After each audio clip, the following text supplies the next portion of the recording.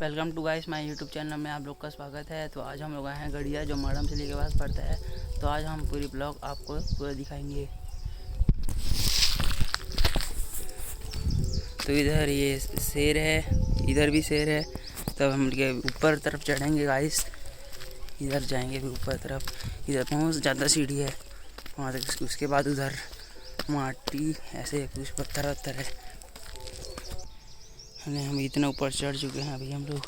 उधर बहुत सारा गाड़ी खड़ा है यहाँ, और यहाँ पर कई पर्यटक घूमने या फिर पिकनिक मनाने के लिए आते हैं। तो अभी हम लोग थोड़ा सा और बचा है सीढ़ी चढ़ने के लिए। बहुत ऊपर आ चुके हैं अभी हम लोग। फाइनली हम लोग अभी पहुँच चुके हैं यहाँ पास।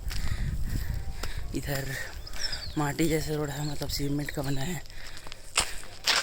इधर पूरा काफ़ी जंगल है, और मैडम सिली का जो रास्ता है वो पूरा आप लोग को दिख रहा होगा क्लियर। ऐसे पूरा इधर पूरा घना जंगल है। तो इधर हम लोग अभी जाएंगे मंदिर। इधर ये कई पर्यटक आए हैं, इधर बकरा काट रहे हैं, इधर आए हैं। तो हम लोग अभी मंदिर दिखाने वाले हैं। यहाँ पर से बकरा को अभी